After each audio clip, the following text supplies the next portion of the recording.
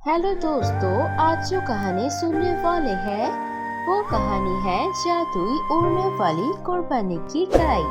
सबसे पहले आप हमारे चैनल को सब्सक्राइब करके बेल आइकन भी दबा देना। किसी मुस्लिम परी राज्य में बहुत सारे मुस्लिम परियां अपने माता पिता के साथ मिलकर उस राज्य में रहती थी।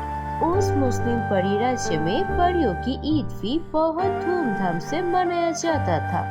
कुछ दिनों में कुर्बानी ईद आने वाले थे। इसी बात को लेकर सारे परी राज्य की परियों के बीच बहुत खुशियां का माहौल था।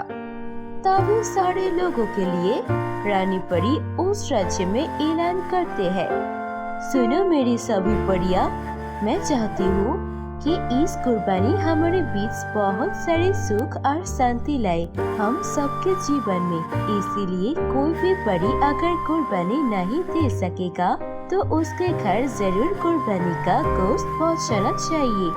और हाँ, अपने पड़ोसन का अच्छा सा ध्यान रखना ताकि कोई उस दिन बिना खाए ना सोए।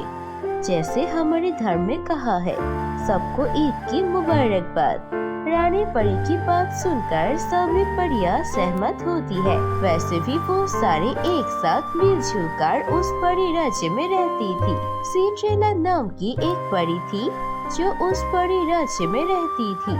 सिंड्रेला परी बहुत ही ज्यादा गरीब थी। वो अपने घर में एक गरीब माँ परी के साथ रहती थी। उसके पिता की मृत्यु बहुत पहले हो चुकी थी। उसकी माँ राजमहल में काम करती थी और उसे जो पैसे मिलते थे उसी से अपना और अपनी बेटी सिंड्रेला परी का गुजारा करती थी। सिंड्रेला परी अपनी माँ को जाकर बोलती है, माँ, कुछ ही दिन में बकरा ईद आने वाली है। हम लोग इस पर बकरे या गाय कुछ भी कुर्बानी नहीं देंगे। हाँ बेटी, मैंने इस साल के लिए कुछ पैसे जमा किया है।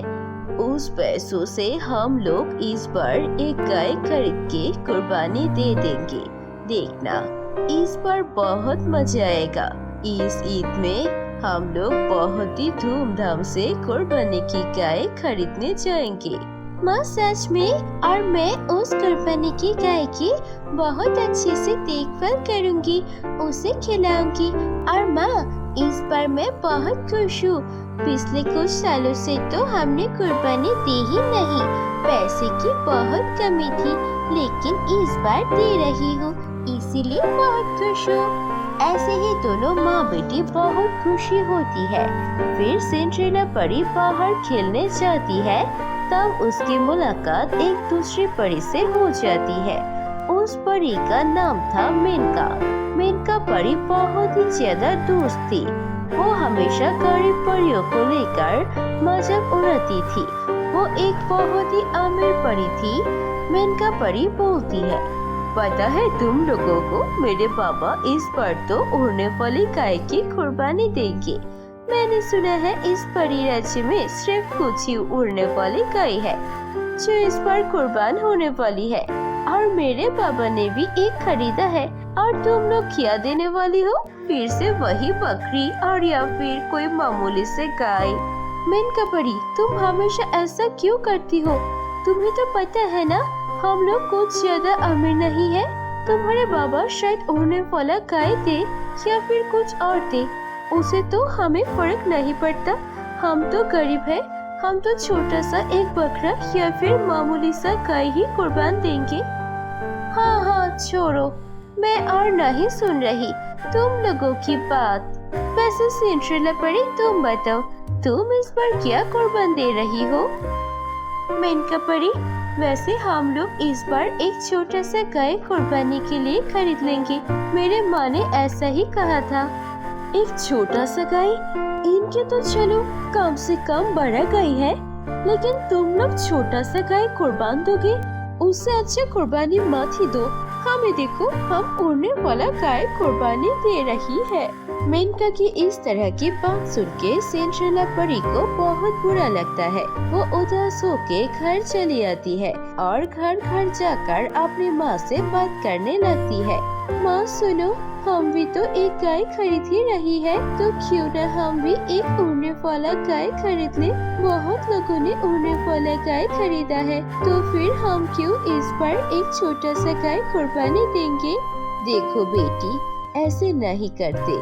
तुम्हें तो पता है ना, हमारे पास इतने पैसे नहीं है कि हम एक उड़ने वाला गाय खरीद सके, और इस बड़ी राज्य में सबसे ज्यादा महंगी होती है वो उड़ने वाला गाय। हम उड़ने वाला गाय कैसे कुर्बानी दे सकते हैं। हमारे पास जितने पैसे हैं, हमें उसी में कुछ खरीद के कुर्बानी देना पड़ेगा। सिंड्रेला परी अपनी माँ की एक भी बात नहीं सुनती है और वो रोते हुए घर से बाहर चली जाती है। कुछ देर बाहर जाने के बाद उसे एक जंगल दिखाई देता है।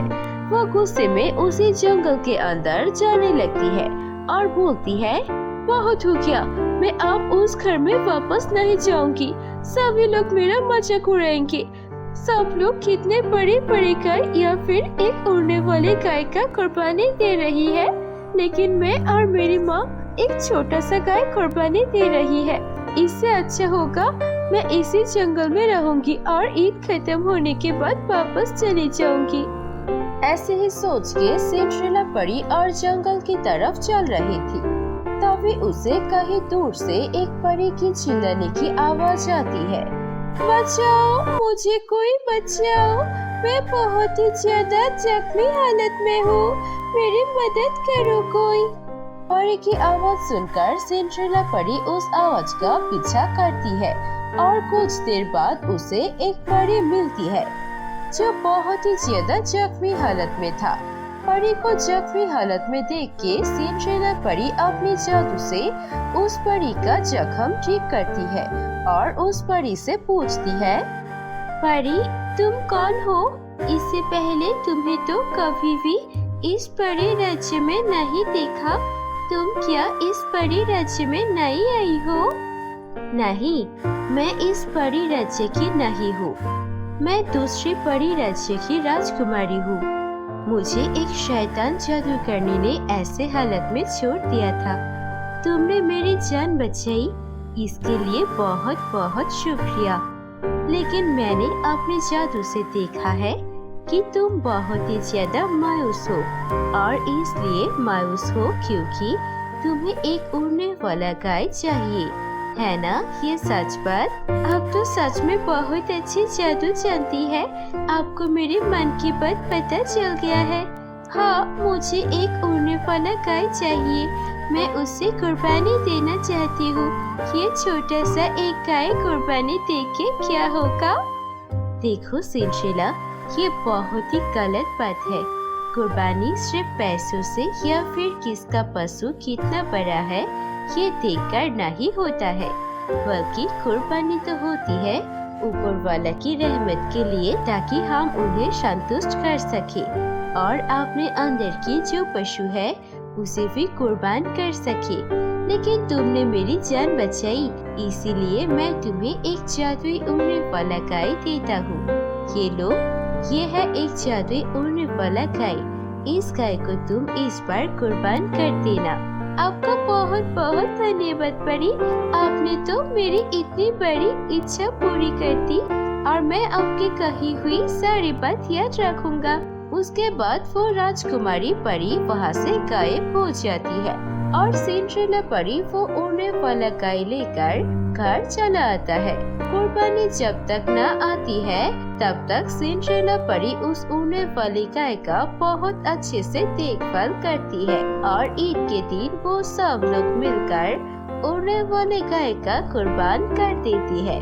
और उस गाय से जो गोश्त निकलता है वो एक हिस्सा खुद के पास रखते हैं और एक हिस्सा अपने रिश्तेदारों को और तीसरी हिस्सा गरीब लोगों में बांट देते हैं, और ऐसे ही खुशी से अपना ईद मनाते हैं। तो दोस्तों, कैसी लगी आपको हमारी ये कहानी? कहानी अच्छी लगी है तो इसे लाइक कीजिए, कमेंट करके हमें बताइए आपको कहानी कैसी लगी, और अपने दोस्तों के साथ भी शेयर कीजिए ये कहानी। अगर ऐसी और कहानी देखनी है तो प्लीज सब्सक्राइब कीजिए हमारे चैनल पर। हम ऐसे मजेदार कहानियाँ और लाएंगे। धन्यवाद।